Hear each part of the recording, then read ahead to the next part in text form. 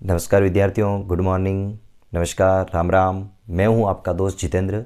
दोस्तों, आप देख रहे हैं आपका अपना यूट्यूब चैनल J2 ऑफिशियल। दोस्तों, आज अपनी पशु परिचर भर्ती की ये 14वीं क्लास होने जा रही है। बहुत अच्छी क्लासेस बहुत बढ़िया तरीके से चल रही है।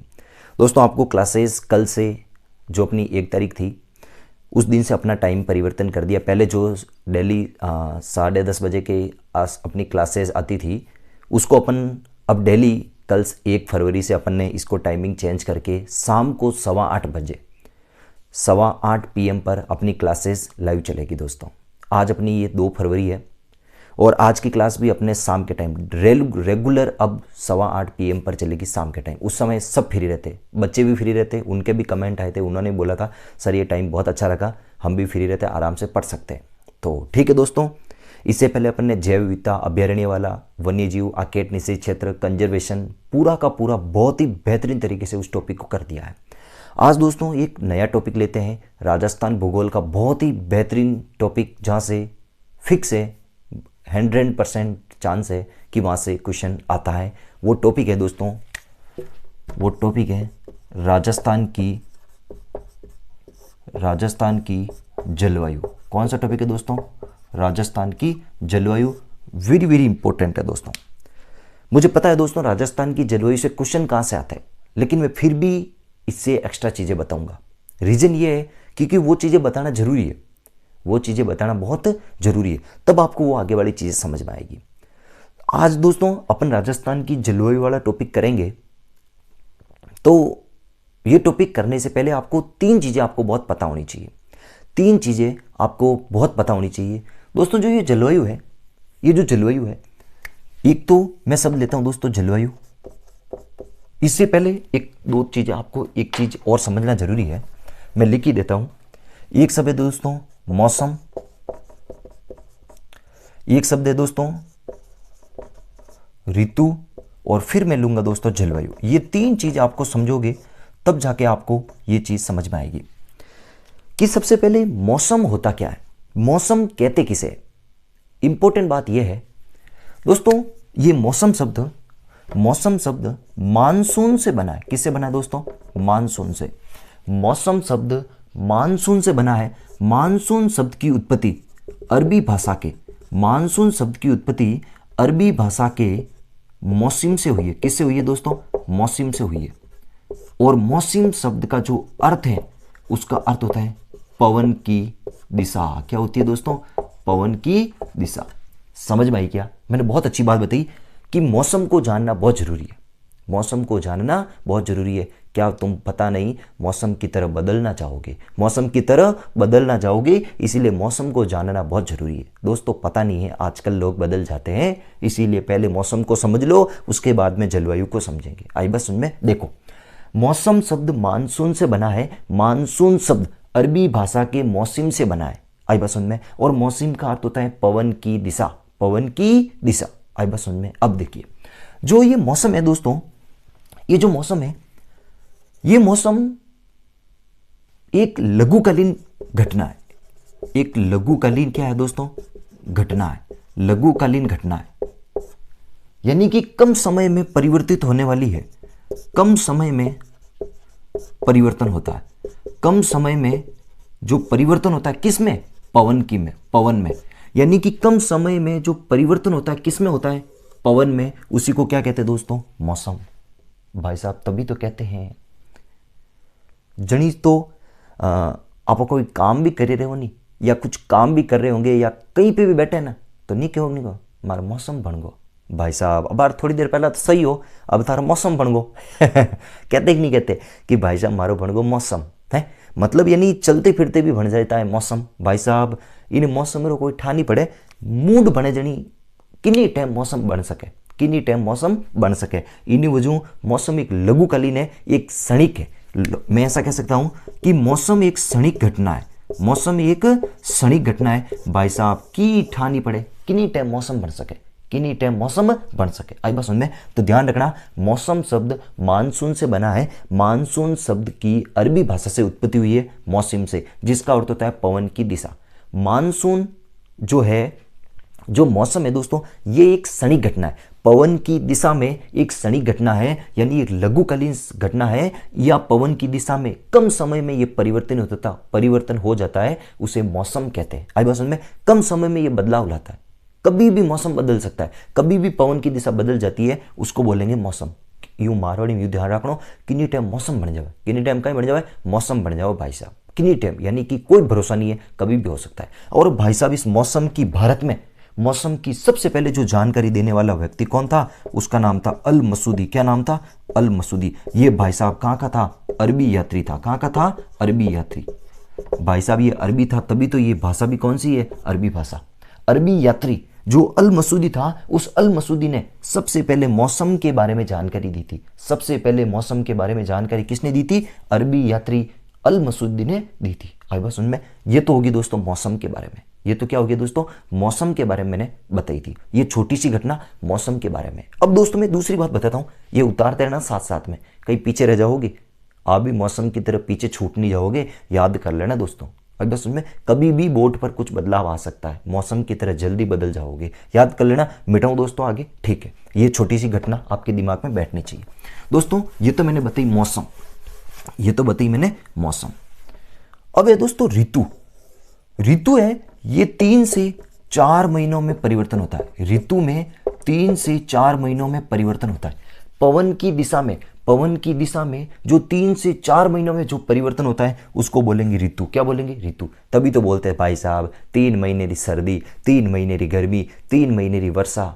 आई बस समझे? कहते कि नहीं कहते? भाई साहब ये जो सर्दी गर्मी ऋतु है ना, ये सभी ऋतु तो बोलते हैं उनको, ग्रीष्म ऋतु, सर्द ऋतु, वर्षा ऋतु। अब बस समझे? ये 3 से 4 महीने तक स्थायी रहती है, उसके बाद में बदलती है। 3 से 4 महीने जो स्थायी रहकर जो बदलती है ना, उसको ऋतु कहते हैं। क्या कहते हैं भाई साहब? ऋतु कहते हैं। याद कर लेना, बहुत ही अच्छी बात है। अब भाई साहब जो जलवायु है, जलवायु क्या है? जो भाई साहब जलवायु एक दीर्घकालीन घटना है। जलवायु कैसी दोस्तों? जलवायु एक दीर्घकालीन घटना है। पवन की दिशा में जो दीर्घकालीन परिवर्तन होते हैं, दीर्घकालीन कितना कह सकता हूं? 30 से 40 वर्ष, 30 से 40 वर्षों तक जो दीर्घकालीन परिवर्तन होता है, 30 से 40 वर्षों तक तो स्थायी होता है, फिर उसके बाद में परिवर्तन होता है, उसको बोलेंगे जलवायु। क्या कहेंगे दोस्तों? जलवायु। याद कर लेना, जलवायु किसे कहते हैं? जो दीर्घकालीन घटना है, जो 30 से 40 वर्षों तक स्थायी रहती है, उसको जलवायु कहते हैं। अब भाई साहब ये सब चीजें परिवर्तन होगा किसमें? याद कर लेना, ताप में होगा। किस में होगा दोस्तों? तापमान में, वायु दाब में, आर्द्रता में, इन सब में जो परिवर्तन होता है, वही मौसम, वही ऋतु, वही जलवायु कहलाता है। सीधी बात, नो बकवास। याद करना, तापमान, वायुदाब या आर्द्रता में जो क्षणिक परिवर्तन होता है, जो कम समय में परिवर्तन होता है, उसको बोलेंगे मौसम। तापमान, वायुदाब, आर्द्रता में जो 3 से 4 महीनों में परिवर्तन होता है, उसको बोलेंगे ऋतु। तापमान, वायुदाब, आर्द्रता, इन सब में 30 से 40 वर्षों में जो परिवर्तन होता है, एक दीर्घकालीन जो परिवर्तन होता है, उसको बोलेंगे जलवायु। क्या बोलेंगे दोस्तों? जलवायु। याद कर लेना, ये छोटी सी चीज आपके लिए बहुत काम आने वाली, बहुत ही तगड़ी है। समझ में आगे किया दोस्तों? बहुत ही इंपॉर्टेंट बात बताई। कितनी टाइम बन जावे वो मौसम? 3 से 4 महीनों तक रहता है। ऋतु 30 से 40 वर्षों तक रहता है, उसको जलवायु। बहुत ही छोटे शब्दों में समझा दिए। अब भी समझ में नहीं आवे ना भाई साहब, आपके खोपड़ा खराब है भाई साहब। सीपीयू में हार्ड डिस्क बड़ी करवा दो भाई साहब, हार्ड डिस्क कमजोर है, हार्ड डिस्क को अपने वो न्यू डलवाओ भाई साहब, अपडेट वर्जन दिलाओ। आई बस उनमें विंडोज 10, विंडोज 8 नहीं, विंडोज 10 डलवाओ भाई साहब, बढ़िया वाली, अच्छी वाली डलवाओ, ताकि याद होगा, जल्दी याद होगा। बहुत ही सिंपल शब्दों में बता दिया। मिटाऊं दोस्तों ये? ठीक है, आगे चलते हैं। आगे बिल्कुल ये चीज तो आपको समझ में आ गई। अब दोस्तों मैं खास बात बताता हूं भाई साहब, अपनी जो राजस्थान है, अपन बात करेंगे अपने राजस्थान के बारे में बात करेंगे। राजस्थान की जलवायु कैसी है? राजस्थान की जलवायु कैसी है, ये बहुत समझने वाली बात है दोस्तों। ये अपना है, हाँ ये अपनी है पृथ्वी। दोस्तों इस पृथ्वी के बीचों बीच में से ये कौन सी रेखा दोस्तों? याद कर लेना, ये है 0 डिग्री अक्षांश रेखा। 0 डिग्री अक्षांश रेखा, या इसी को कहते हैं भूमध्य रेखा। क्या कहते हैं दोस्तों? भूमध्य रेखा कहते हैं, या इसी को कहते हैं विषुवत रेखा भी इसी को कहते हैं। अब बस उनमें इससे ऊपर जाने पर यहां पर जो 23.5 डिग्री आती है, 23.5 डिग्री उत्तरी अक्षांश, 23.5 डिग्री जो उत्तरी अक्षांश है, या इसको कहेंगे कर्क रेखा। क्या कहेंगे दोस्तों? कर्क रेखा, याद कर लेना। और भाई साहब इसी की तरह यहां पर भी आने पर 23.5 डिग्री दक्षिण में आने पर 23.5 डिग्री दक्षिणी अक्षांश है, उसको क्या कहेंगे दोस्तों? मकर रेखा। क्या कहेंगे दोस्तों? मकर रेखा, याद कर लेना। मैं राजस्थान की जलवायु कैसी है उसके बारे में बात कर रहा हूं, उसको बता रहा हूं कि भाई साहब ये तो है भूमि के मध्य में से निकल रही है, यानी पृथ्वी के बीचों बीच में, पृथ्वी के भूमि के मध्य से निकल रही है, इसीलिए भूमध्य रेखा 0 डिग्री अक्षांश रेखा। इससे 23.5 डिग्री उत्तर में जाने पर उत्तरी अक्षांश रेखा, जिसको कर्क रेखा कहते हैं। इसके दक्षिण में आने पर 23.5 डिग्री दक्षिणी अक्षांश या मकर रेखा कहते हैं, याद कर लेना। बहुत ही गजब की बात है भाई साहब। इससे ऊपर जाने पर या मैं ऐसा कह सकता हूं, हाँ, इसके ऊपर जाने पर यहां है 90 डिग्री। यहां क्या दोस्तों? 90 डिग्री उत्तरी ध्रुव, 90 डिग्री उत्तरी ध्रुव कहते हैं। और यहां पर भी आने पर इसको बोलते हैं 90 डिग्री दक्षिणी ध्रुव। मैं ऐसा सब लिख देता हूं, इसको उत्तरी ध्रुव। ये कोई तकलीफ हुई क्या भाई साहब? कोई तकलीफ हुई क्या? मेरे हिसाब से कुछ नहीं हुई होगी, अभी तक कोई तकलीफ नहीं होगी। और इससे बीच में भी मैं एक और बना देता हूं, यहां पर भी ऐसा बना देता हूं, यहां पर 67.5 डिग्री उत्तरी अक्षांश, और इस तरफ भी मैं बना ही देता हूं, यह है दोस्तों 67.5 डिग्री दक्षिणी अक्षांश। अब भाई साहब ये जो भूमि है ना दोस्तों, यहां पर मान लो ये सूर्य है अपना, ये है सूर्य, सन। भाई साहब ये सूर्य जब सीधा चमकता है ना, सूर्य जहां पे सीधा चमकता है तो भाई साहब ये अपना भूमध्य रेखा पर सीधा चमकता है, भूमध्य रेखा पर सीधा चमकता है। और जहां पर ये भूमध्य रेखा पर सीधा चमकता है यहां पर, तो भाई साहब जो ये इलाका है पूरा, ये जो इलाका है भूमध्य रेखा का, भूमध्य रेखा के 23.5 डिग्री उत्तर और भूमध्य रेखा के 23.5 डिग्री दक्षिण में ये जो इलाका है, ये भाई साहब सदैव गर्म रहता है। कैसा रहता है भाई साहब? गर्म रहता है। कैसा रहता है? गर्म रहता है। इसीलिए जो ये इलाका है, इसीलिए जो ये इलाका है ना दोस्तों, इस इलाके को क्या कहते हैं? इस इलाके को कहते हैं, मैं यहां से मिटा देता हूं, इस इलाके को कहते हैं भाई साहब उष्ण कटिबंध। क्या कहते हैं दोस्तों? उष्ण कटिबंध। कटिबंध का मतलब यह होता है दो अक्षांशों के मध्य का स्थल।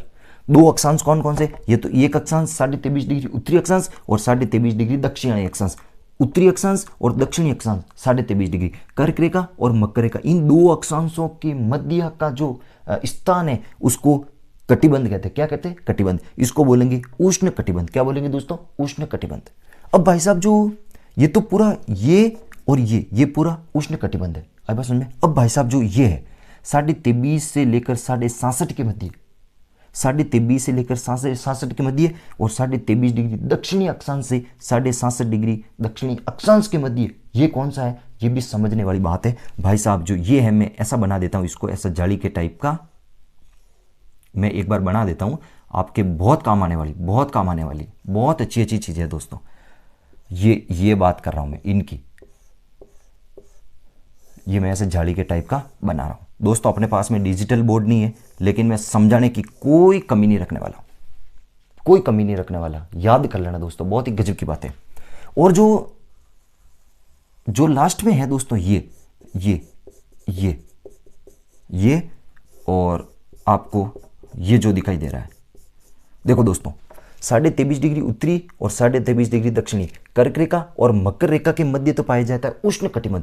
और जो दोस्तों जो ये बिंदु है 90 डिग्री उत्तरी अक्षांश और 90 डिग्री दक्षिणी अक्षांश, भाई साहब यहां पर सदैव वर्ष भर बर्फ पड़ी रहती है। क्या पड़ी रहती है? बर्फ। भाई साहब देखो सूर्य की तिरछी किरणें यहां तक जाती नहीं है, सूर्य की तिरछी किरणें वहां तक पहुंचती नहीं है भाई साहब, यानी कि यहां पर या तो सर्वाधिक सीधी किरणें पड़ेगी, धूप बहुत ज्यादा रहेगी, तो यहां पर उष्ण कटिबंध रहेगा। यहां पर सीधी तिरछी किरणें पड़ती है, यहां पर इतना यूं सूर्य का प्रकाश नहीं रहता है, इसीलिए यहां पर सदैव वर्ष भर बर्फ रहती है। बर्फ रहती है, इसका मतलब यहां का जो कटिबंध है वो कैसा है? शीत है। कैसा है? शीत है भाई साहब। इसका मतलब यहां पर भी शीत ही होगा, यहां पर भी क्या होगा दोस्तों? शीत कटिबंध होगा। अब भाई साहब ये उष्ण और ये शीत, उष्ण और शीत, यानी कि यहां तो उष्ण है और यहां पर शीत है, तो इन दोनों के मध्य का जो इलाका होगा वो शीतोष्ण हो जाएगा। क्या हो जाएगा दोस्तों? शीतोष्ण हो जाएगा। क्या हो जाएगा? शीतोष्ण। शीत और उष्ण, शीत और उष्ण, यानी थोड़ी तो सर्दी है थोड़ा सा उष्ण है, थोड़ी तो सर्दी है थोड़ा सा उष्ण है, यानी कि इसी शीतोष्ण को मैं दूसरा नाम बोल सकता हूं उपोष्ण, क्या बोल सकता हूं, उपोष्ण। यानी कि जो ये 23.5 से लेकर 67.5 के मध्य शीतोष्ण या उपोष्ण कह सकते हैं, या इसी इलाके को मैं और इसी को भी मैं और कह सकता हूं शीतोष्ण, या इसी को मैं कह सकता हूं उपोष्ण कह सकता हूं। दोस्तों ये चीज थोड़ी सी हार्ड लग रही होगी, लेकिन समझना आपको पड़ेगा, समझना आपको पड़ेगा कि कह क्या रहा है, बोल क्या रहा है। थोड़ी सी बोरिंग लग रहा होगा ये जलवायु वाला टॉपिक थोड़ा सा बोरिंग है, थोड़ा सा परेशान करता है, लेकिन दोस्तों याद आपको करना पड़ेगा। मैं आज आपको ऐसा बता रहा हूं, लाइफ टाइम तक आप सुखी रहोगे, याद कर लोगे। ये जो दोस्त है ना दोस्तों, जो ये चीज बताई ना, ये चीज आपको समझना है कि 0 डिग्री जो भूमध्य रेखा है, इसके उत्तर में कर्क रेखा, इसके दक्षिण में मकर रेखा, इन दोनों के मध्य उष्ण कटिबंध पाया जाता है।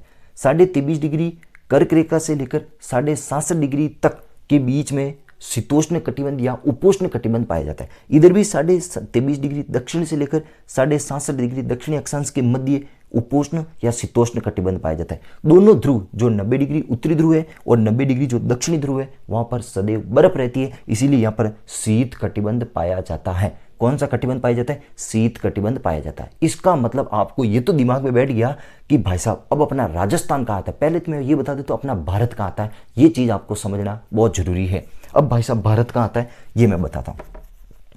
दोस्तों ये चीज मैं आपको एक बार थोड़ी सी मिटा देता हूं, आपको थोड़ा समझा देता हूं, फिर आपको मैं बता देता हूं।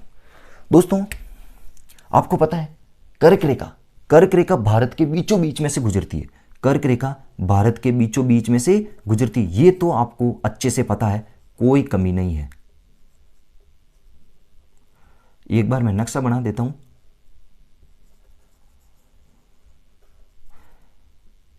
हाँ बहुत बढ़िया बना भाई साहब, ये भाई साहब तगड़ा, ये अपना भारत है, ये अपना भारत है। और राजस्थान आपको पता है ये बिल्कुल यहीं पे है, ये बिल्कुल राजस्थान अपना, यहां पर मैं गोला बना देता हूं, राजस्थान अपना यहां पर है, राजस्थान अपना यहां पर है। कर्क रेखा आपको पता भारत के मध्य में से होकर गुजरती है, ये अपना भारत है।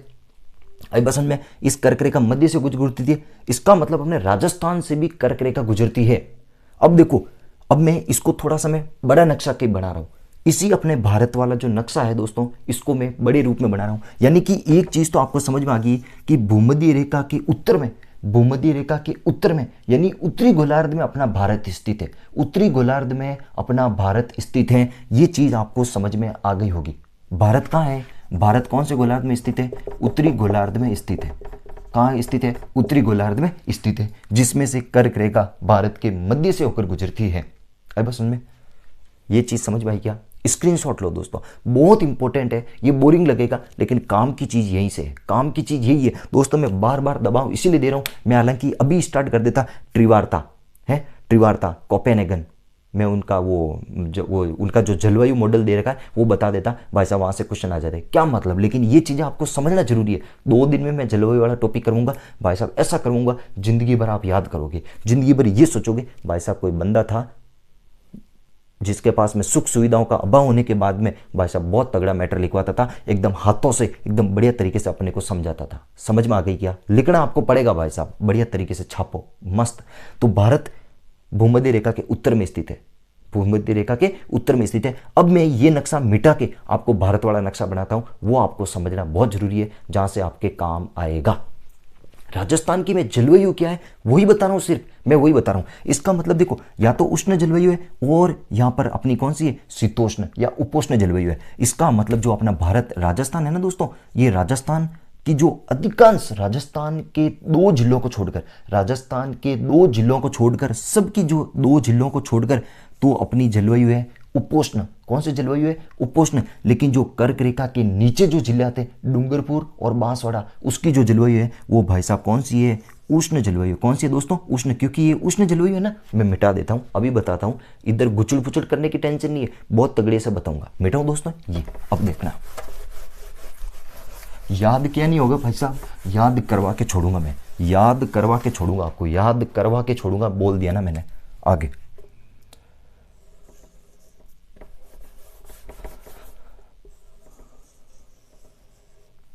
अरे भाई साहब ये क्या है, कभी कभी तो बड़ी आसानी से बन जाता है।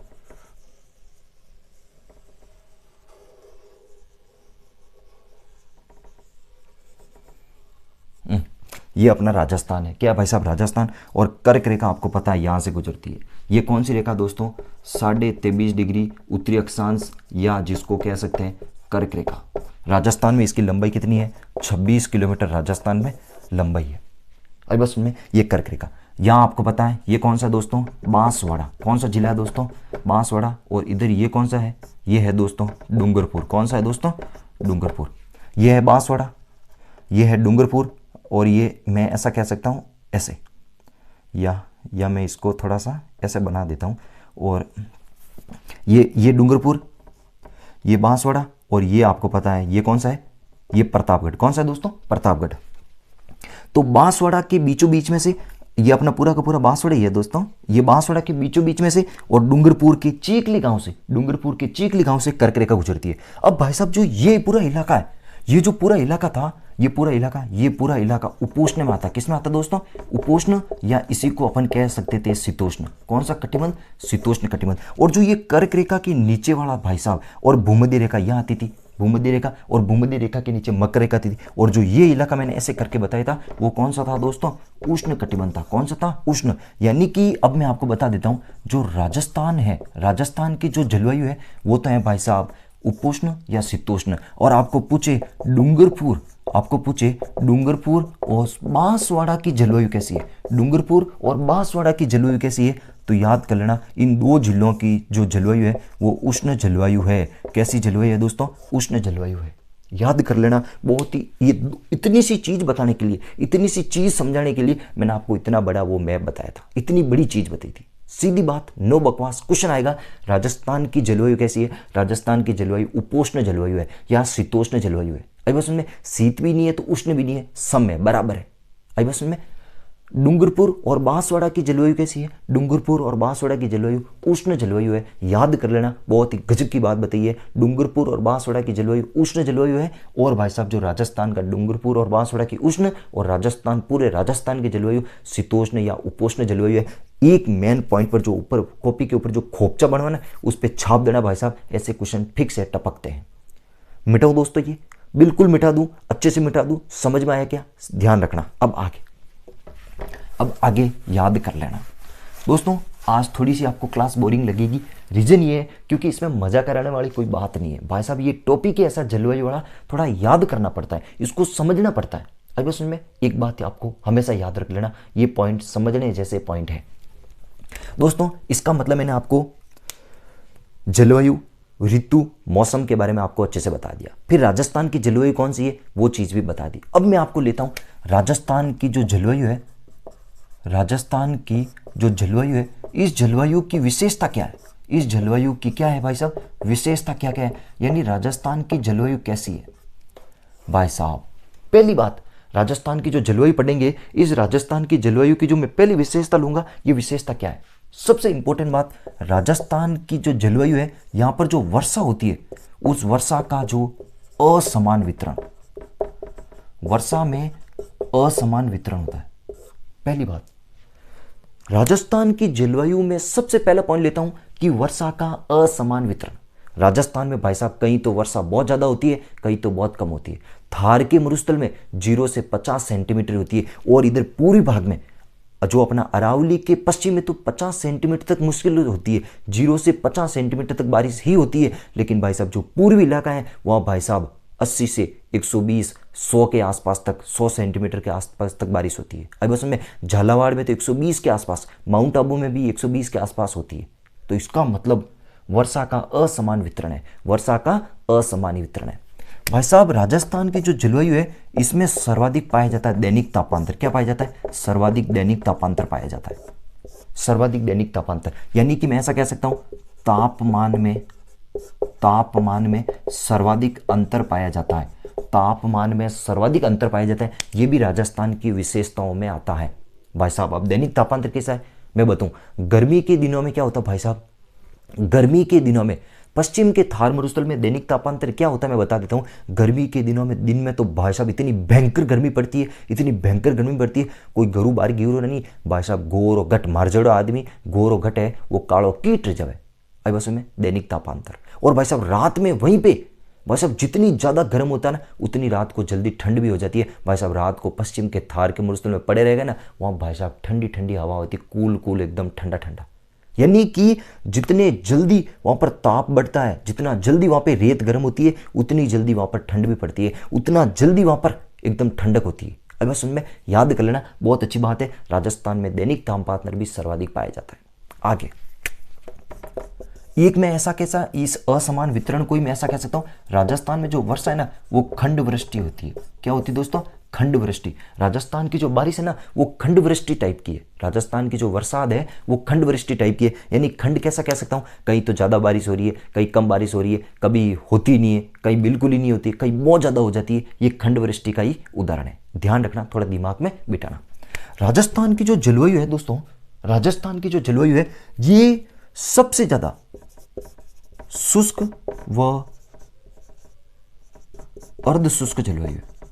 राजस्थान की जो सर्वाधिक, राजस्थान की एक तो ये माँ की साड़ी, हाँ, एक तो राजस्थान की जो जलवायु है वो सर्वाधिक, पूरी नहीं कह रहा हूं भाई साहब, पूरी नहीं कह रहा हूं, लगभग मतलब ऐसा कह सकता हूं 70%, 70 से 70% राजस्थान की जो जलवायु है वो शुष्क व अर्ध शुष्क प्रकार की जलवायु है।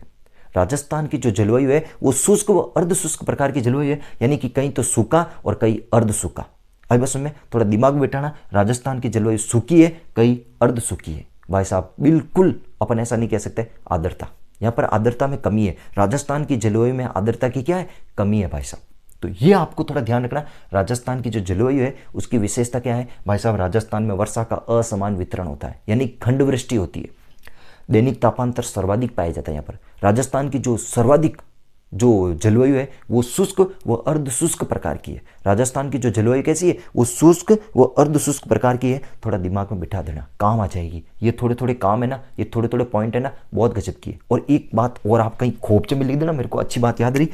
देखो दोस्तों, हमेशा जो पवन होती है ना दोस्तों, ये पवन उच्च दाब से यानी हाई प्रेशर से निम्न दाब, उच्च दाब से निम्न दाब की ओर बहती है, यानी लो प्रेशर की ओर बहती है। ये बहुत कहीं लिख देना, काम आ जाएगी। कल मैं पढ़ूंगा ना राजस्थान में या भारत में मानसून कैसे आता है, भारत में या राजस्थान में मानसून कैसे आता है, तब मैं आपको बताऊंगा। या आज ही मैं अभी पहले वीडियो देखूं कितना बना, उसके बाद बताऊंगा। तो पवन जो वायु है वो हमेशा उच्च दाब से निम्न दाब की ओर चलती है, उच्च दाब से निम्न वायु दाब की ओर चलती है, ये भी ध्यान रखना। तो ये होगी राजस्थान के जलवायु की विशेषता। राजस्थान के जलवायु की विशेषता आपको समझ में आई क्या? बहुत अच्छी बातें बताई, बहुत तगड़ी बातें बताई। मौसम भाई साहब कभी भी बन सकता है, लघु या क्षणिक अवस्था है। ऋतु 3 से 4 महीनों में परिवर्तन होता है। जलवायु 30 से 40 वर्षों में एक दीर्घकालीन घटना है। अभी सुन में मौसम की सबसे पहले जो व्याख्या करने वाला, जानकारी देने वाला अल मसूदी था, अरबी यात्री। अभी सुन में मौसम मानसून से बना है, अरबी भाषा के मौसम से बना है, जिसकी अर्थ होता है पवन की दिशा। राजस्थान की जो जलवायु है वो शीतोष्ण या उपोष्ण जलवायु है, लेकिन डूंगरपुर और बांसवाड़ा की जो जलवायु है वो उष्ण प्रकार की जलवायु है, उष्ण कटिबंध में आता है, इसलिए उष्ण प्रकार की जलवायु। राजस्थान की विशेषता के बारे में, जलवायु की विशेषता के बारे में ये चीज़ें मैंने आपको बताई है। कोई तकलीफ हो तो बोलो मेरे को, कोई दुख दर्द हो तो मेरे को बोलो। नहीं है क्या? नहीं है, मिटाऊं? मैं थोड़ा सा वीडियो देख लेता हूँ, कोई बंद तो नहीं हो गया, उसके बाद में टाइम हुआ तो मैं और बताता हूँ, आपको बताता हूँ। ठीक है दोस्तों, अपने पास में टाइम तो है, इसका मतलब मैं 10 मिनट में वो बात कर दूंगा, फिर कल अपना काम हो जाएगा। ये मिटाता हूँ, अब ये चीज़ मिटाता हूँ, बहुत अच्छी बात है। अब दोस्तों एक बात बताता हूँ, भारत में या अपन कह सकते हैं राजस्थान में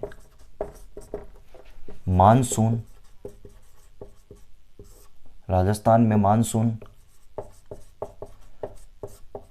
कैसे आता है, यानी कि राजस्थान या भारत में मानसून कैसे आता है, ये चीज़ आपको समझना बहुत ज़रूरी है, बहुत ज़रूरी है दोस्तों। मैं पहले वापस यही चीज़ बना देता हूँ।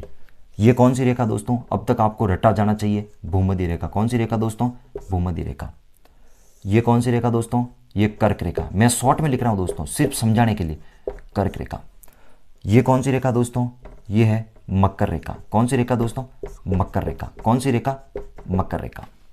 याद आपको इतना ही करना, अभी कुछ याद करने की जरूरत नहीं है, कुछ भी पढ़ने की जरूरत नहीं है, सीधा इधर देखो, काम खत्म हो जाएगा। खोपड़ी खुली रखो भाई साहब। भारत में मानसून कैसे आता है, भारत में मानसून कैसे आता है, तो कभी कभी करो नहीं भाई साहब, अरे बरसात रहेगी बरसात रहेगी, आप बरसात की कर रहे, मैं आज बता ही दूँ भाई साहब, आप जाए नहीं देखना काम को नहीं, मैं आपने लाइव बारिश करने बताऊंगा, लाइव बारिश करने बताऊंगा, किकर बारिश होवे, किकर बारिश होए, एकदम दिमाग में खुल्लो रख जो, गजब की बात बताने वाला हूँ कि भाई साहब भारत में मानसून कैसे आता है, भारत में बारिश कैसे होती है, बहुत समझने वाली चीज़ है, बहुत ही गजब की बात है, याद कर लेना, बहुत ही अच्छी बात बता रहा हूँ, समझ में आ जाएगा, बेहतर होगा, याद हो जाएगा भाई साहब। अब भाई साहब देखो, मैं आपको बताता हूँ, ये अपना सूर्य, ये अपना सूर्य है, मैं इसको उत्तरायण में बनाता हूँ, ये मान लो इधर बना देता हूँ, ये अपना सूर्य, ये सूर्य है, ये क्या है भाई साहब, सन, ये सूर्य। सूर्य जब उत्तरायण होता है, सूर्य जब उत्तरायण होता है तो भाई साहब यहां पर क्या बढ़ेगा, यहां पर ताप बढ़ेगा, क्या बढ़ेगा दोस्तों, तापमान, तापमान में वृद्धि होगी, बिल्कुल। तो तापमान में वृद्धि होगी तो वायुदाब कैसा होगा दोस्तों, वायुदाब यहां पर घटेगा, यानी कि वायुदाब कैसा रहेगा, निम्न रहेगा।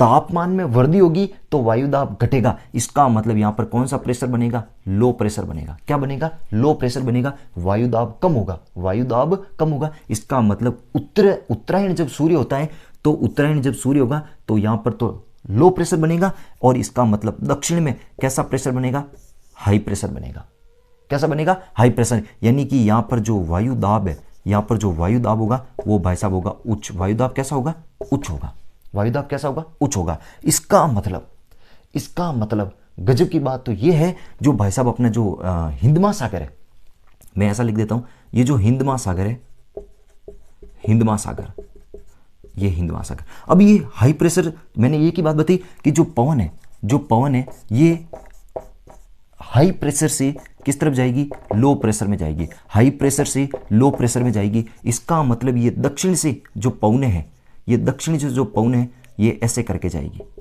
ये दक्षिण से जो पवन है ये ऐसी इस प्रकार जाएगी, दक्षिण से जो पवन है वो हाई प्रेशर से लो प्रेशर की ओर आने की कोशिश करेगी। अब भाई साहब ये जब भूमध्य रेखा पर आती है, भूमध्य रेखा पर आती है, तो ये जो पवने जो हाई प्रेशर से आई थी, ये हिंद महासागर से ऊपर से गुजरेगी, हिंद महासागर से गुजरेगी, तो हिंद महासागर से नमी लेगी, हिंद महासागर से क्या लेगी, आर्द्रता लेगी, हिंद महासागर से आर्द्रता लेकर ये जब इस भूमध्य रेखा को पार करके इस उत्तर गोलार्ध में आएगी, हिंद महासागर को पार करके जब उत्तर गोलार्ध में आएगी, तो भाई साहब यहाँ पर एक बल काम करता है, उस बल का नाम है कोरियोलिस बल। कौन सा है, कोरियोलिस बल। कौन सा बल है दोस्तों, कोरियोलिस बल। इस कोरियोलिस बल की वजह से जो ये सब पवने ऐसी आ रही थी, इस टाइप की जो पवन आ रही थी, वो सब ऐसी मुड़ जाएगी। कैसी मुड़ जाएगी दोस्तों, ऐसी। ये सब पवनों की जो दिशा है वो ऐसी हो जाएगी भाई साहब। अब ये ऐसी चलेगी, ऐसी चलेगी, ऐसी चलेगी, ऐसी चलेगी। आपको पता है कर्क रेखा, मैं इधर मिटाता हूं भाई साहब, अपने पास में डिजिटल बोर्ड देना, यही कमी हो रही है। ये कर्क रेखा दोस्तों, आपको पता है कर्क रेखा अपने भारत के बीचों बीच में से गुजरती है।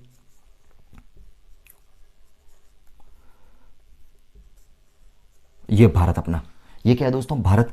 अब ये कर्क रेखा बीचों बीच में से गुजरेगी, ये सब के सब यहाँ आएगी। तो सबसे पहले जो मानसून है दोस्तों वो यहाँ टकराएगा। क्या टकराएगा, भारत के दक्षिण में।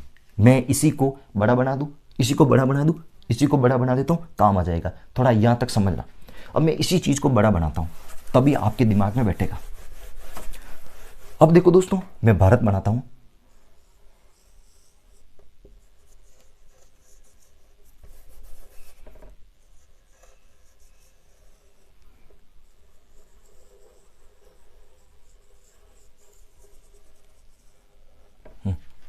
ये दोस्तों अपना भारत है। क्या है दोस्तों, भारत। थोड़ा सा इधर से ऐसा हो गया, ज़्यादा सीमा ले ली, कहीं लड़ाई नहीं हो जाए भाई साहब। कहला वो बंदो ऐसा कौन पड़ाउन वाला जो इतनी सीमा ले ली। ये अपना भारत है। अब भाई साहब मैंने बोला था कि ये सब पवने ऐसे आ रही है, ये सब पवने ऐसे आ रही है, ये सब पवने ऐसे आ रही है, ये सब पवने ऐसे आ रही। तो यहाँ पर जो तट है दोस्तों, सबसे पहले भारत के दक्षिण में सबसे पहले जो यहाँ पर तट पड़ता है, इसका नाम है मालाबार तट। कौन सा तट है दोस्तों, मालाबार तट। ये जो मालाबार तट है ना, ये कहाँ पड़ता है दोस्तों, ये केरल में पड़ता है। कहाँ पड़ता है, केरल में। इससे पहले जो ये आती है ना दोस्तों, यहाँ पर आपको पता है, यहाँ पर ये जो क्या है दोस्तों, अंडमान निकोबार है। अंडमान निकोबार द्वीप समूह। अंडमान निकोबार द्वीप समूह है ना दोस्तों, यहाँ पर जो ये सब जो आती है ना, ये सबसे पहले अंडमान निकोबार द्वीप से, ये जो हिंद महासागर से जो आर्द्रता लेके आई थी वो सब के सब अंडमान निकोबार द्वीप से टकराती है। अंडमान निकोबार द्वीप से जो टकराने की जो तारीख है वो याद रखना, मई के अंतिम सप्ताह में। मई, मैं ऐसा लिख देता हूँ, जो मई का अंतिम सप्ताह है, मई का अंतिम सप्ताह है, इस अंतिम सप्ताह में अंडमान निकोबार द्वीप से जो ये जो पौने थी, जो मानसून था, वो सबसे पहले भारत में अंडमान निकोबार द्वीप से टकराता है। मई के अंतिम सप्ताह में मैं ऐसी तारीख बता सकता हूँ, 25 मई के आसपास, 25 मई के आसपास अंडमान निकोबार द्वीप से ये मानसून की पौने यहाँ पर सबसे पहले टकराती है। तो क्वेश्चन कभी आ सकता है, भारत में मानसून कब प्रवेश करता है? भाई साहब 25 मई, यानी कि मई के अंतिम सप्ताह में प्रवेश करता है। कहां पर प्रवेश करता है? अंडमान निकोबार द्वीप समूह में प्रवेश करता है। भाई साहब अब भारत की मुख्य भूमि में प्रवेश कब करता है? ये दोनों क्वेश्चन अलग है। भारत में मानसून कब प्रवेश करता है? 25 मई, मई के अंतिम सप्ताह में। कहां करता है? अंडमान निकोबार द्वीप समूह में। और भाई साहब भारत की मुख्य भूमि में मानसून कब प्रवेश करता है? ये बहुत गजब की बात है भाई साहब। जो भी अब ये सब पौने जो आई ना दोस्तों, ये पौने, ये सब जो पौने, ये सबसे पहले जो अपना इधर जो मालाबार तट है, मालाबार तट कहाँ है दोस्तों? इस केरल में। इस मालाबार तट से सबसे पहले टकराती है, मालाबार तट में सबसे पहले टकराती है। और ये टकराती का भी याद कर लेना, जून के प्रथम सप्ताह में। जून का जो पहला सप्ताह है, जून का जो फर्स्ट सप्ताह है दोस्तों, इस फर्स्ट सप्ताह में यहां पर टकराती है, जून के प्रथम सप्ताह में। यानी 1 तारीख से 5 तारीख में, ऐसा कह सकता हूं, 1 से 5-6 तारीख के प्रारंभ में, जून के प्रथम सप्ताह में इस मालाबार तट, जो केरल में मालाबार तट है ना, यहाँ पर ये अपना जो भारतीय मानसून है, ये मानसून टकराता है। अब भारतीय मानसून कौन सा दोस्तों? ये तो आपको पता उत्तर है, ये आपको पता दक्षिण है, ये आपको पता पूर्व है, ये आपको पता पश्चिम है। भाई साहब देखो, ये दक्षिण पश्चिम से आया। कैसा है दोस्तों? मैं ऐसा बता सकता हूं, दक्षिणी पश्चिमी मानसून है। कैसा दोस्तों? दक्षिणी पश्चिमी मानसून है। तभी तो क्वेश्चन ये आता है कि भारत में कौन सा मानसून प्रवेश करता है? भारत में कौन सा मानसून प्रवेश करता है? भारत में देखो, ये इस तरफ आया, इस तरफ, ये सबसे पहले मालाबार तट में टकराया, तो भारत में दक्षिणी पश्चिमी मानसून टकराता है। भारत में दक्षिणी पश्चिमी मानसून प्रवेश करता है। कब करता है? जून के पहले सप्ताह में प्रवेश करता है। और अंडमान निकोबार में कब करता है? मई के अंतिम सप्ताह में, 25 मई के आसपास यहाँ पर अपने जो सबसे पहले मानसून प्रवेश करता है। और भारत की मुख्य भूमि में मालाबार तट पर जून के प्रथम सप्ताह में प्रवेश करता है। ये बात याद कर लेना। अब भाई साहब क्या होता है, अब धीरे धीरे इधर वाला मैं ये चीज मिटाता हूं, इधर वाली चीज ये मिटाता हूं। अब मैंने मालाबार तट तक तो आपकी बारिश करवा दी है, मालाबार तट तक तो आपकी बारिश करवा दी है। फिर आपको पता है इधर पड़ता है दोस्तों बंगाल की खाड़ी। क्या पड़ता है दोस्तों? बंगाल की खाड़ी पड़ता है। इधर पड़ता है बंगाल की खाड़ी, और भाई साहब इधर पड़ता है अरब सागर। क्या पड़ता है दोस्तों? अरब सागर। क्या पड़ता है? अरब सागर। अब भाई साहब देखो, ये सब मानसून, ये ऐसा आया, ये ऐसा आया, ये ऐसे आया, ये सबसे पहले यहां पर टकरा दिया, यहां पर टकरा दिया। समझ में आ गया? फिर क्या होता है दोस्तों? ये टकराने के बाद में ये मानसून ऐसे चला जाता है, ये ऐसे जाता है, ये ऐसे जाता है, ये ऐसे जाता है, ऐसे करता करता करता करता करता ये ऐसा जाएगा। भाई साहब कुछ मानसून तो आपको पता है, इधर ये अपनी क्या है दोस्तों? ये क्या है? ये दोस्तों हिमालय है। क्या दोस्तों? हिमालय। इस हिमालय पर्वत से जाकर टकराता है, हिमालय पर्वत से जाकर टकराता है। और भाई साहब जो अपने इधर गारो, खासी, जयंतिया वगैरह, मेघालय की जो पहाड़ियाँ, यहाँ पर बारिश होते हैं। और अपने मेन तो अपने राजस्थान की मैं बात करता हूँ, ये अपना राजस्थान है भाई साहब, ये अपना राजस्थान है। अब भाई साहब देखो, अब ये कुछ पवनें ऐसी जाएगी, और जो अरब सागर के ऊपर से निकलेगी, जब ये पवनें अरब सागर से ऊपर से निकलेगी, तो भाई साहब अरब सागर से जो और आर्द्रता बची खुची है, वो आर्द्रता यहाँ से लेकर और जाएगी। और भाई साहब राजस्थान में माउंट आबू सिरोही से प्रवेश करेगी। किससे करेगी? माउंट आबू सिरोही से। जो दक्षिणी पश्चिमी जो मानसून है, वो अपने राजस्थान में माउंट आबू से प्रवेश करता है। कहां करता है दोस्तों? माउंट आबू से प्रवेश करता है। मैं इधर बना देता हूं छोटा सा नक्शा।